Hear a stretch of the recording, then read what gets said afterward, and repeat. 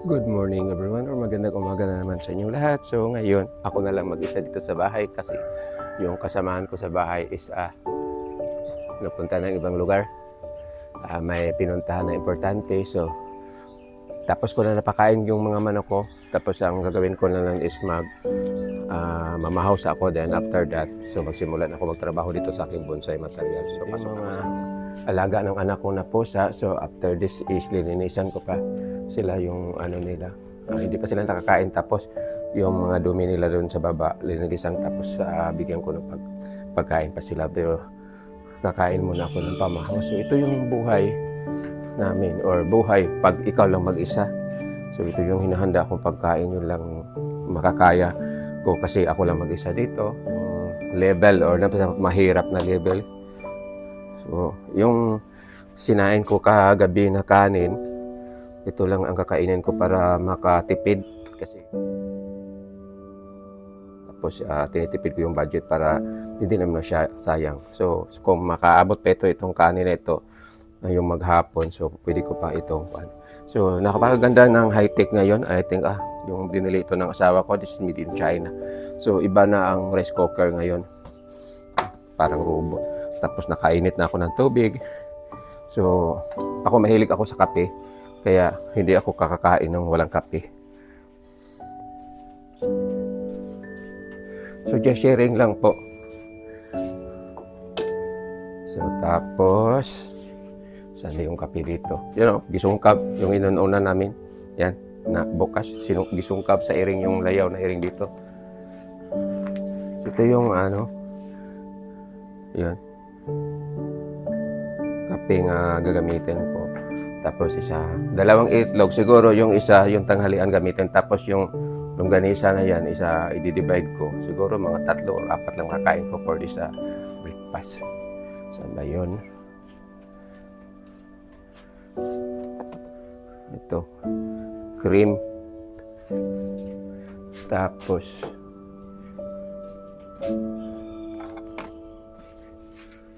asukal. So, kompleto na lahat. Kuha tayo, hopefully ko nitong kape na konti. Kape, lagyan ng cream, tapos wala nang asukal. So, pag maubos na ito, dito naman ang bago. So ang ginamit ko is brown sugar, hindi refined sugar, kasi yun ang advice sa akin yung kaibigan kong Amerikano. So kakain muna tayo. Tapos matapos ko dito, kailangan may tubig. After matapos ko dito, magsimulan ako magtrabaho sila. So since tapos na akong kumain, kailangan, kasi ako lang mag-isa dito, kailangan ako din na naman ang magliligpit ng aking mga kalat dito para maging malinis naman ito lamisa. So itong naiwan na pagkain dyan, ko na lang, takluban, tawag yun sa Tagalog. Tapos lagay ko ito dito sa kusina.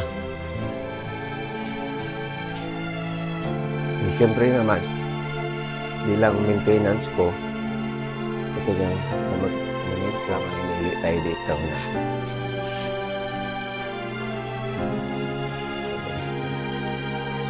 magnesium, multivitamins. Itong multivitamins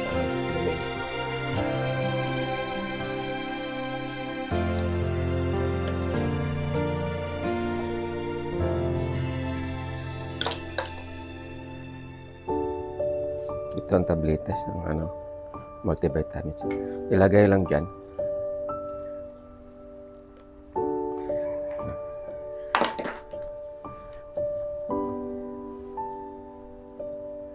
Di ba? Maliwanag.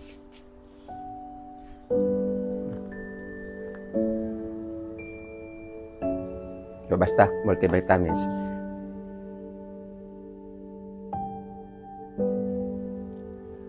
Ito pala ay sana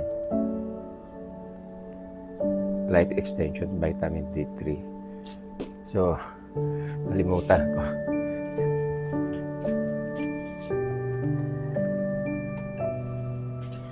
So ito na. So babalik ako dito sa loob siguro mga after mainom ko yung vitamins at saka yung itong multivitamins. Yan. Magsimulan ako maglinis doon sa labas. Ito na ang tawag yun, nakakagulat. Paglabas ko, yun, nakita nyo yung walis namin, sira na. Tapos itong aso na ito, ayan, kinalat niya yung mga basura. Tapos ang kinukulungkot ko, ito is I think 2,000 yuan yung bili sa anak ko. Ayan.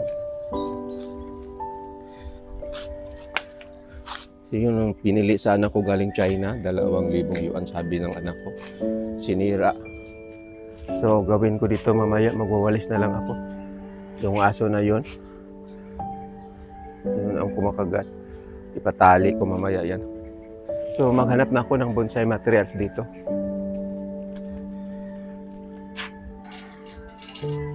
So dito na po ako sa bandang tagiliran ng aming bonsai garden. At ito katatapos ko lang as na-mention ko na last na napakita ko sa inyo. Tapos ito, kaya hindi ko pa ito ginagalaw, kaya ang gawin ko dito is mamarkot ko para maging maiksi siya. So dito may maraming mga bonsai materials na kailangan ng igupit. Yan. Katulad nitong dito. Saka dito. So since nakalimutan ko Sunday ngayon, so time to clean my RC. Yan, kailangan ko pa yung ayusin. So maghanap na lang ako ng bonsai materials na madali lang matrabaho para hindi masyadong mahaba itong video ko. Kita nyo, that is tugas bato, many forest, tapos ano yan, itsura. So halos lahat kong mga bonsai ko dito sa aking garden is kailangan ng gupitan lahat. So ito aroma, wala na sa lugar ng mga dahon. Nadaanan ko na ito before, kailangan pa maayusin. May mini forest dito sa baba. So po yun ang matatrabaho ko ngayon. Tapos itong sampalo ko, tingnan, magandang tingnan, ang daming bulaklak kaya lang hindi matuloy. Iwan ko kung ano nangyari. May isang bunga na natuloy, tapos may maliit dito. So kuhulin ko yung wheelbarrow, tapos itaga ko yung mini forest, tapos may nakita ko doong kaikos na maliit. Yun ang tatrabahuin ko po this morning. Nagdala ko na yung mini forest doon sa patungan ng kung saan ako magtatrabaho. So ito ang isa sa share ko sa inyo. So itong kaikos na. So i-compare mo ito dito sa Argao, Taiwan. Isa mas mukhang tawag yung tama, yung taas sa kaliit, yung tawag yun. Basta yun, saka isa yung Argao, Taiwan. Compared to di sa Paikos Nana, medyo maliit, malaki pa yung dahon niya. So kailangan ko pang gupitan yan. So itong Paikos Nana na ito, isa tawag yun. Ito ang dinagay ko sa jar before. Tapos isa nagka-problema kaya tinanggal ko. Ito na ko. Shield.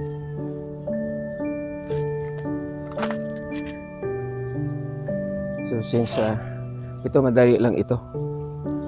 Gamitan ko lang ito ng time lapse para mas madali matapos.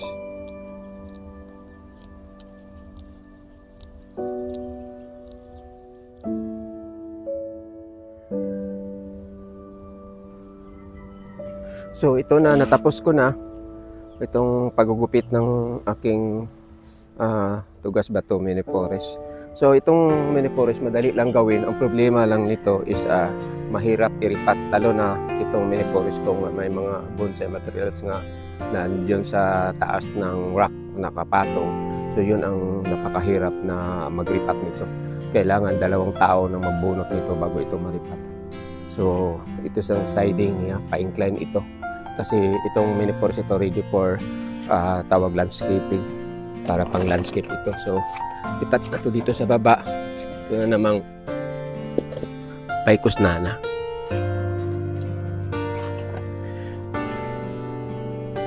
So ito yung Paycos nana ko na nakalagay sa jar, although it is natural siya. Wala itong wire-wire. Pusa na lang siyang nasa kakapit sa bato. Tapos ang gawin ko dito siguro may mga sangang kunin like this one. Kukunin ko ito kasi pagka-double up siya. So pangit ito. Tanggalin ko ito. Kasi dalawang sanga tapos maliit siya.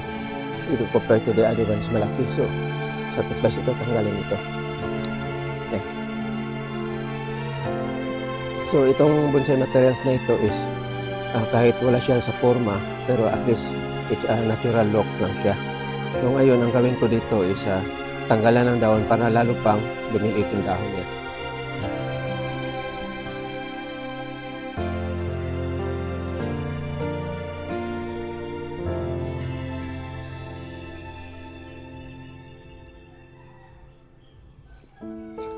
So ito natapos ko na tanggalan lahat ng dahon itong aking bonsai materials na maliit na Paycos nana. So as na-mention ko na ito yung linagay ko sa jar, maliit pa ito dati. Kaya ngayon parang hindi na siya mapasok sa jar kasi lumaki na siya. So kahit hindi masyadong magandang forma nito pero nasiyahan pa rin ako sa kanya dahil sobrang tanda na.